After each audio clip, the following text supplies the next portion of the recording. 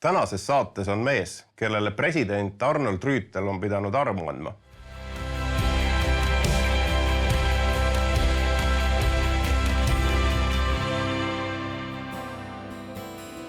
Ei ole kunagi enam sama maa. Ei al tagasi pöördu, on vana möödas. Nüüd olen õigel teel, jooksen lõpuni ja ei ole kunagi enam sama maa.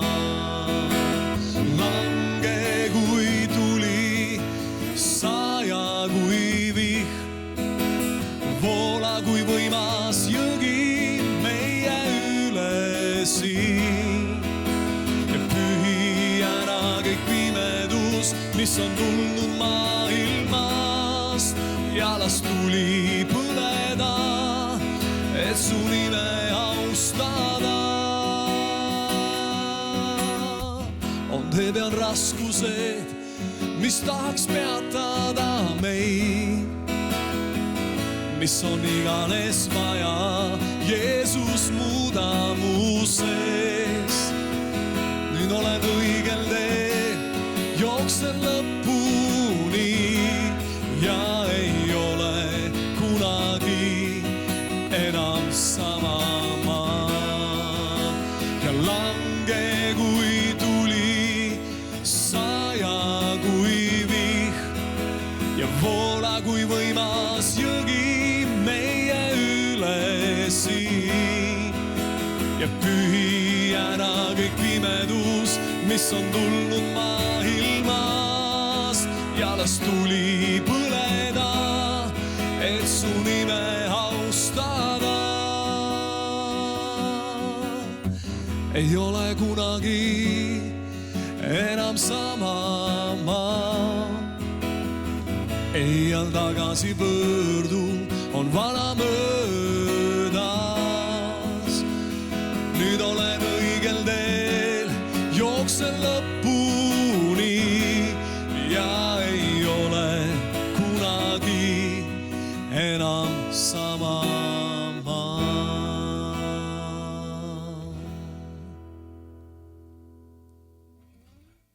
Tere tulemast vaatama järjekordset saadet sarjast Meistri töökojas ja mul on hea meel tervitada täna stuudios Arnet. Tere tulemast, Arne. Tere. Aitäh sulle selle alguse ülistuse loo eest ja ma küsiks kohe alguseks sinu käest. Iga kord, kui me oleme saanud kuskil koos teenida ka tervikliku tervenemise teenistuse raames ja iga kord, kui sa ülistuses teenid, see puudutab. Ütle mulle palun, mis teeb ühest laulust ülistuse? No nii, see on päris selline hea küsimus, et mis teeb ühest laulust ülistuse.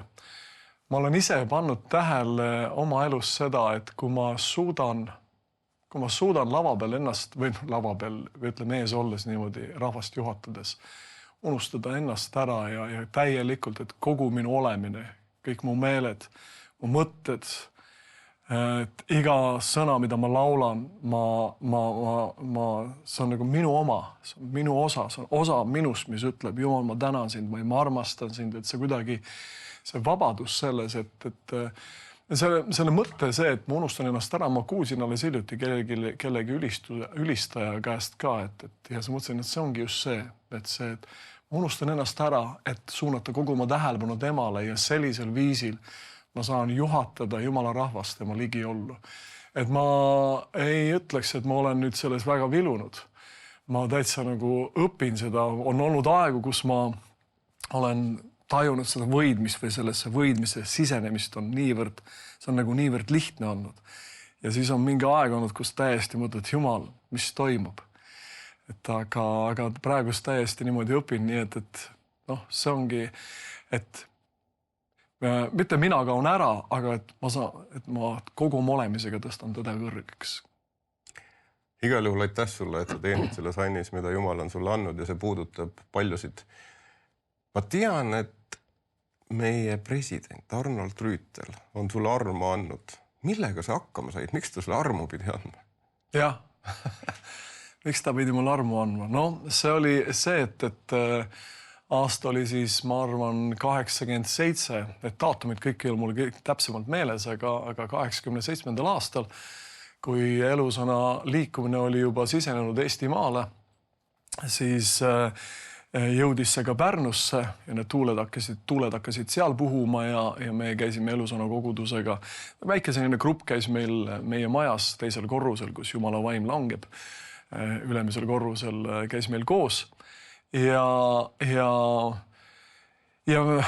see liikumine omamoodi kandis ka sellist, ma ei oska öelda, kas poliitilist mingit sellist mõju, kus me ei olnud nõus enam selle artistliku korraga ja me igal viisil püüdsime sellele vastu astuda ja üks viis sellele vastu seista oli see, et mina, kes ma olin sõjaväekohuslane tollel ajal on ju, et minna Nõukogude armeesse teenima, ma keeldusin minemast Nõukogude armeesse. Ja selle taustaks veel võiks öelda seda, et ma olin just läbinud, peaaegu just läbinud keskkooli, kus ma käisin sellises ainulaadses Eestimaal sõjalisklassis, kus meid koolitati, no näed, siin ma olen, koolitati Nõukogude Liidu ohvitserideks, sest Nõukogude armee avastas, et Eesti mehed on väga head ohvitserid. Nii et mind seal koolitati, aga siis seal kooli lõpus ma andsin ka oma elu issandale. Ma juba enne seda käisin ka natukene niimoodi mingites kogudustes, aga ma suure sellise hirmuga sellepärast mõtlesin, et kui teada saadakse, et ma käin koguduses, siis mind lüüakse risti nii-öelda.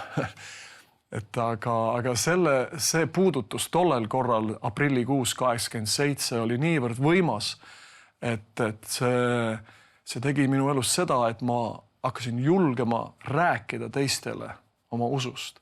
Ja kuni sinnamaani välja siis, kui me läksime komissariaati, kus kõik minu klassipoisid olid koos minuga, seal võeti paljaks ja pandi riidesse ja kõik need protseduurid. Ja siis lõppfaas sellel on see, kus sa lähed siis sellest komisjonist läbi ja sulle öeldakse, oled sa kõlblik või mitte. Ja seal laua ääres kõigi poistega koos ütlesin ma nendele, ma keeldun minemast Nõukogude armeesse. Kogu see ruum jäi vaikseks. Kõik vaatasid, mõtlesid, et sa oled lolliks läinud või. Ja see oli selline paras. Ja sealt siis kõik see protsess hakkas peale, mis siis päädis sellega, et mind pandi kinni Patarei vanglasse kõigepealt ja siis edasi 5. tsooni. Ja sealt niimoodi see läks. Ja siis sellest lähtuvalt siis oli ühel hetkel mul vaja armu anda. No võt, te kõik olete pidanud elus läbi minema. Ma olen sind kuulnud koos sinu tütrega ülistamas. Räägi mu perekonnast, ole hea. Palju su lapsi on? Lapsi on meil 4, võiks isegi öelda 5, sellepärast, et see kõige esimene, mida me koos abikaasaga arvame, et ta oli poeg. Et tema on nüüd meid taevas ootamas. See teeb ikka veel emotsionaalseks, aga see oli, meil oli abikaasa väga raske lapsi saada, kuskil 5 aastat. Meil ei olnud kedagi ja eriti ma nägin, kuidas see mõjutas mu abikaasat. Ja see igatsus, kui ta nägi teisi peresid ja väikseid lapsi ja ma mäletan neid päevi ja õid, kus ta nuttis lihtsalt. Ja siis kuidagi, meditsiini abiga ja Jumala abiga me jäime lapseootele, aga juhtus see, et 3. kuu pealt see rasedus katkes ja siis see laps on siis meil juba, tema on see kõige kiirem jooksja, tema on jõudnud meist kõigist ette, nii et meil on keegi, kes on meid taevas ootamas. Et jah, nii et 5 last ja sellel lisaks on meil nüüd veel siis 4 lapselast. Siin on nad kõik olemas. Väga armas. Terve pere. Nad on muidugi juba natukene suuremad, need pisiksed siin. Väga vahvad poisid, tõelised, Me kasvatame sellist väikest jalgpallimeeskonda endale. Loodame, et viskab ühe tüdrukuga sekka muidugi. Jalgpalli ja ülistusmeeskonda, sul on kaks. Ja võib võrrelda küll. Just. Ma saan aru, et oli raseduse katkemine. Kuidas sa mehena selles hetkes toime tulid? See press on ju nii tohutu, mis peale tuleb. Ma peaksin ütlema, noh, see on meil, me oleme 5 aastat abielus olnud selleks ajaks on ju, kui see juhtus. Noh, ma ei saa öelda, et mul ei olnud nüüd meeletut lapse igatsust, aga võrreldes mu abikaasaga, kes tõeliselt, noh, emana, sa ju tajud seda kõigi oma ihu, kogu oma olemise, iga oma ihurakuga, seda vajadust, seda igatsust kanda ühte elu oma südame all. See on midagi kindlasti täiesti erakordset ja noh, ma arvan, et minu tähelepanu keskendus ennekõike mu abikaasale, kuidas olla tema kõrval ja kuidas toetada teda ja sest noh, teades, et kui rasedus katkeb, siis see hormonaalne noh, muutus on niivõrd tugev, et lihtsalt olla tema kõrval, aidata, toetada teda. Loomulikult see oli mulle kurb aga Jumalaga koos me saime sealt läbi mindud. Et noh, sinna kohta võib rääkida veel selle, et samal ajal kui meil siis see asi juhtus, rasedus katkes, oli üks meesterahvas Tallinnas siin Valguse koguduses jutlustamas Ameerikast, Larry Gordon. Ja koosoleku ajal ta küsib pastor Mardi käest, et kuule, kas kellelgi on rasedus katkenud siin? Ja Mart teadis seda, meie lugu, ütles on, üks on Pärnus. Ja sealt tuli, ütles, et mul on sõna. Jumal annab teile järgmise lapse märgina oma ustavusest. Noh, eks me olime nagu Maaria. Jumal, ei ole mingit tunnet, aga Jumal, kui see on sinu tahe, siis sündigu meile vastavalt sinu sõnale. Ja noh, niimoodi see läks, et siis peale selle tõotusena oli meil siis sündis meile Mirjam. Ehk Jumal on ustav, 4 last ja 4 lastelast. 4 lapselast, jah. Tänaseks. on, jah. See on alles algus kindlasti. Noh. Aga sinu elus oli üks hetk, kus olid raskelt haigestunud tuberkuloosi. Räägi palun sellest hetkest. Ma pean nüüd mõtlema, kas Mirjam oli, kas oli 3. või 5. Mul peaks olema abikaasa kaasas. Temal on see mälu väga hea selles suhtes, aga see on päris palju aega tagasi, jah. Et noh, Eesti mehed on sellised, ega arsti juurde ei minda. Ja ma mäletan, ma arvan, ma põdesin vist 3 korda kopsupõletiku oma püstijala peal läbi nõnda, et ega ma ei anda alla. Noh, see on see, et mehine meel talub haiguks, igat haigust on ju, ega kes suudaks kannatada rusuks peksetut vaimu. Ja nõnda ma kannatasin, ma käisin tööl, ma mäletan veel ühel korral, kus ma arvan, et seal oli kopsupõletik, ma kõhisin ikka nii rängalt. Me kaevasime koos oma vennaga salvkaevu, kui keegi teab seda, mis see tähendab. See tähendab, sa kaevad rõngeid maa sisse kuskil 5 meetrit, olles ise võib-olla seal niueteni külma veeses sügisene aeg. Mul on kodus selline veel. Ja, ise läkastad niimoodi, et ja see siis juhtus lõpuks niimoodi, et ühel koosolekul ma mõtlesin, et kas on nüüd Jumala püha vaim, kes on mu üle tulnud, aga kuidagi kõik hakkas ringi käima aga see nagu jätkus ja siis ma läksin arsti juurde, arst ütles, et vaadake noormees, teil on nüüd tuberkuloos. Ja siis sealt noh, algus tundus nagu, et see on selline lihtne, et ma ei tea, kas on 3 nädalat haiglas on ju seal mingisugust ravimite all ja siis välja, aga see asi osutus palju keerulisemaks. Need, et mul vahepeal tekkis lausa küsimus arsti käest küsida, et öelge nüüd ausalt, et mis päriselt toimub, kas mul on kopsukasvaja või mis seal on, mis toimub, sest mul oli pidev palavik kuskil 4 kuud, pidev palavik ja arstid olid, mul tundus, ma olin Tartu Ülikooli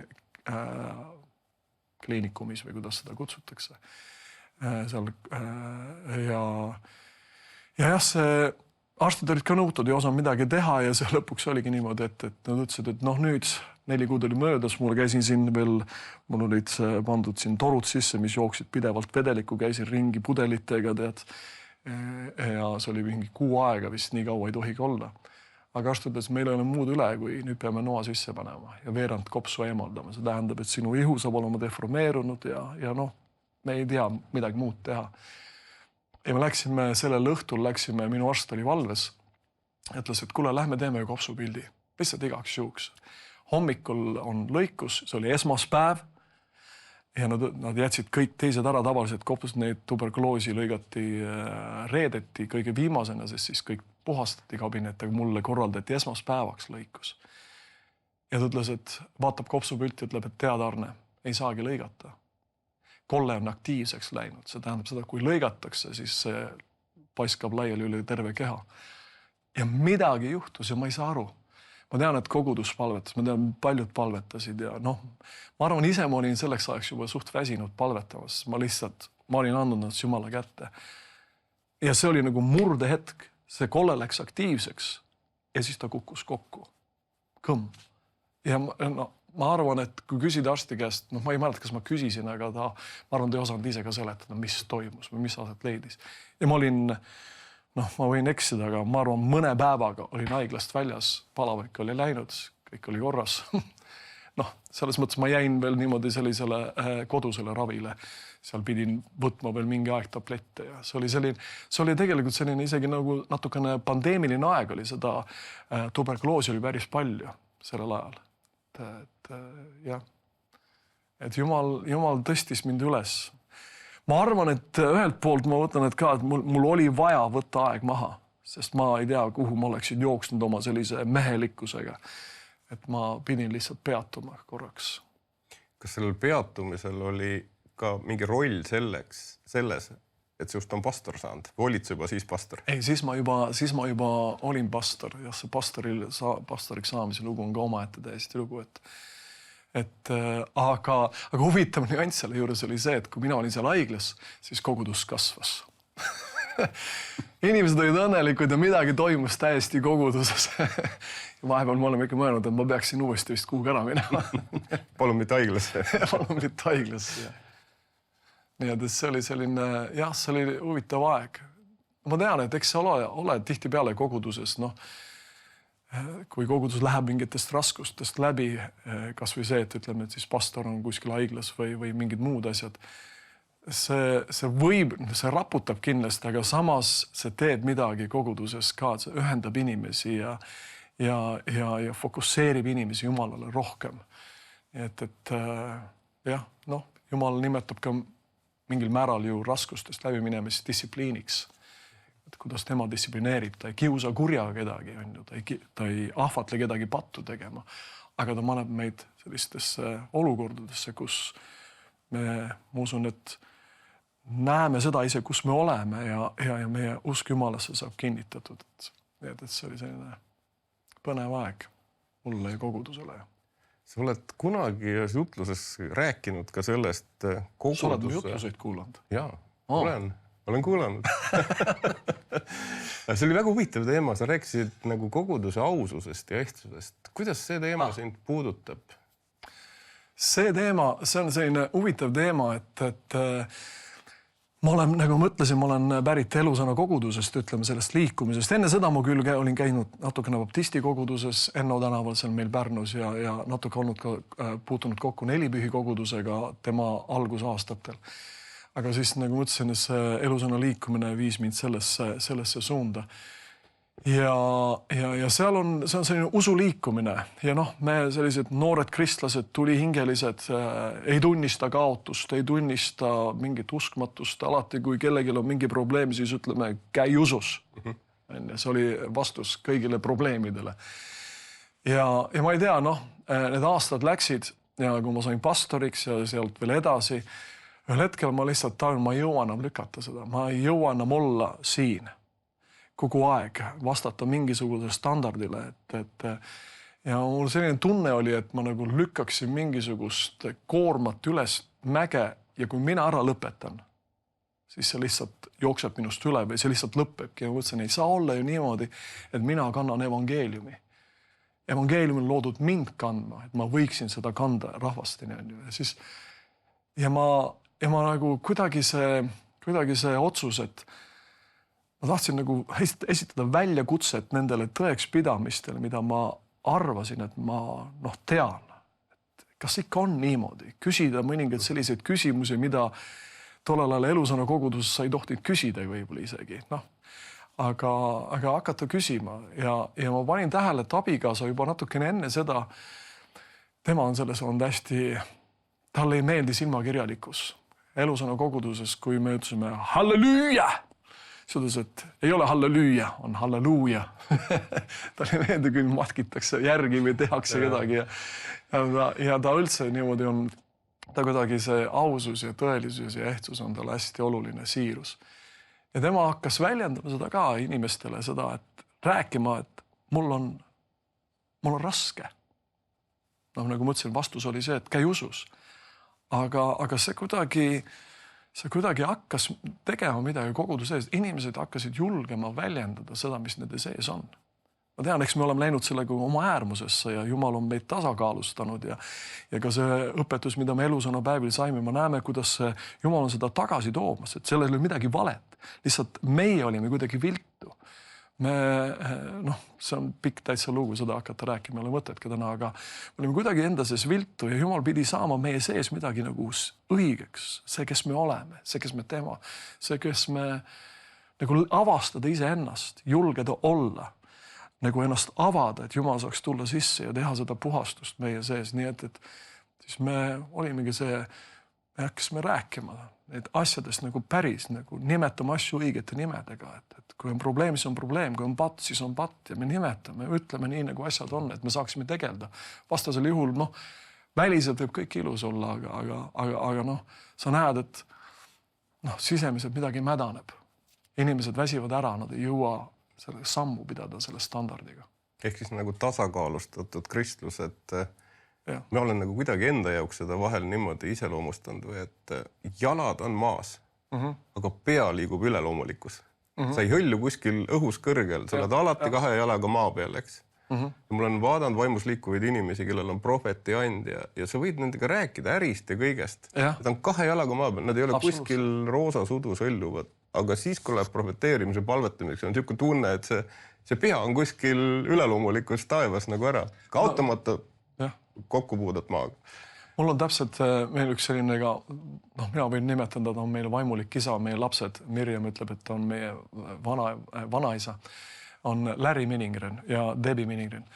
Et temaga oli see, et ta oli, kui me kokku saime, siis olid naljad, siis läks naljatamiseks ja tead, selline mõnus, selline, mitte lõõpi, mitte sarkasm, midagi taolist, aga selline lahe olemine. Ja mõtlesime, palvetame. Ta oli täiega sees ja hakkas rääkima, mida Jumal räägib. Sama, Ja ma mõtlen ka, et ega usk ei ole see, et usk ei eita füüsilist reaalsust. Aga see ongi see, et ta ei lase, nagu keegi on öelnud, ta ei lase tal öelda viimast sõna. Et sa saad aru, mis toimub, on ju. Aga siis sa küsid Jumala käest, aga Jumal, mida sina ütled selle olukorra kohta? Mõned võivad olla pidevalt kuskil ära, nii et sa ei saa üldse isegi rääkida mõistlikult nendega asjadest. Aastal 2024 tähistasite abikaasaga oma 35. pulma-aastapäeva ja sina tegid oma elu esimese välisreisi siis. Jah. Ütle palun mõni hea nipp, kuidas jõuda 35. abielu aastapäevani ja olla õnnelik. See võib nüüd, et... Su naine ei kuule praegu seda. Praegu ei kuule, ta pärast kuulab. Et ma arvan, et üks asi võib küll olla, ma nüüd tsiteerin ühte vanapaari, kelle käest küsiti sama küsimus, kui nad olid kuskil, ma ei tea, kas kuld või briljantpulmades kuskil juba, ei mäleta täpselt, küsiti, et mis on see saladus. Ja ma täiesti nõustun nendega, et oli see, nad on pidanud palju korda ütlema, palun, anna mulle andeks. Mitte sorry, vaid palun, anna mulle andeks. See alandumine, see, et ma püüan tulla ja kuulata oma abikaasat teist poolt ja mõista, kus tema on ja olla koos kuidagi niimoodi, seal on palju vestlemist. Me siiamaani näiteks, me tajume seda, et kui me ei ole saanud koos olla, aega veeta ja vestelda ja rääkida omavahelistest asjadest, mitte koguduse asjadest, isegi mitte laste asjadest, aga omavahelistest asjadest, siis see olmeelu tuleb nii nähtamatult sisse, mis jätab mulje, et väliselt on kõik korras.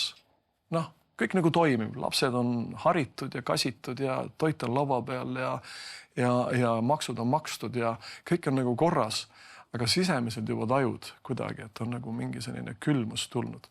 Ja ma mäletan, nendel, ütleme, esimestel kordadel, kus hakkas see toimuma, kus see esimene armumine oli mööda läinud, siis mu abikaasa oli väga nagu tundlik selles suhtes ja ta tihtipeale võttis mind nii-öelda rajalt maha ja erinevad viisid, kuidas see juhtus, aga aga me leidsime ennast rääkimas. Ja esimesed korrad ma mäletan, me olime, see oli päris abielu alguses, et me rääkisime öö läbi.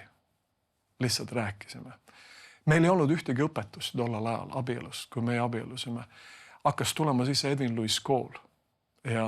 Ja see aitas mu abikaasat kuidagi ja ta nagu hakkas aru saama, et abielu ei ole lihtsalt, et ma ei tea, lihtsalt panna ta, et naine peseb pesu ja teeb süüa ja mees käib tööl ja toob raha ja et seal on kaugelt rohkem.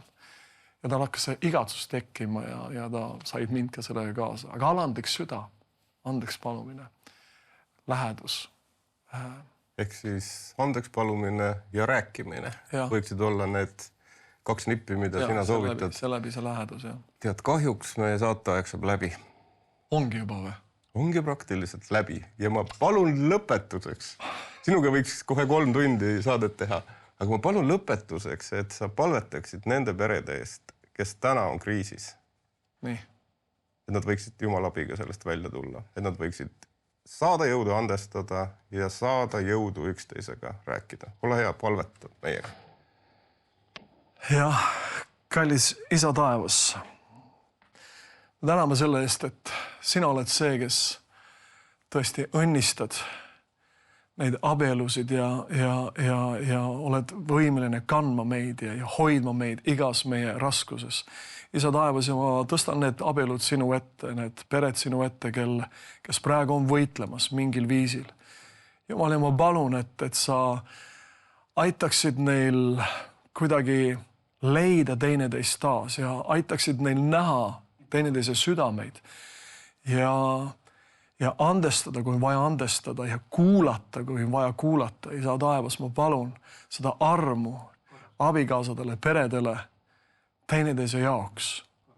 Isa taevas, aitäh sulle. Kingi üks asi, mida ma mõtlen, on praegu siin selle palve sisse, on see, paluge Jumalalt aega. Jumal ütleb, et õigel ajal räägitud sõnad on nagu kuldõuna tõbe vaagnail. Et Jumal kinkis meile aegu, kus me saime rääkida. Et nad tihtipeale ei olegi niimoodi, et nüüd tule istu ja räägime. Aga see, et Jumal, anna meile need aegu ja anna meile ära tunda need ajad ja astuda nendesse aegadesse ja lubada sinul teha midagi meie südames. Olge te õnnistatud, abielu on väärt võitlemist. Amen. Aitäh sulle jagamast sinu elu kogemusi ja Jumala õnnistusi sinu elus ja hea kuulaja. Las see saade olla märk sellest, alati on lootust ja alati võib Jumala peale loota. Aitäh vaatamast ja kohtume järgmises saates. Hea vaataja, lõppenud saade on sündinud TV7 ja Nõmme meestehommiku koostöös. Kui tunned, et kuuldud lugu sind kõnetas ning soovid leida kontakte teiste meestega, siis rohkem infot leiad veebilehelt meestehommik.ee. Saated sünnivad vaid annetajate toel. Selleks, et need lood jõuaksid veelgi rohkemate inimesteni üle Eestimaa, saad anda oma panuse ekraanil kuvatud võimalusi kasutades. Oleme südamest tänulikud iga toetuse eest.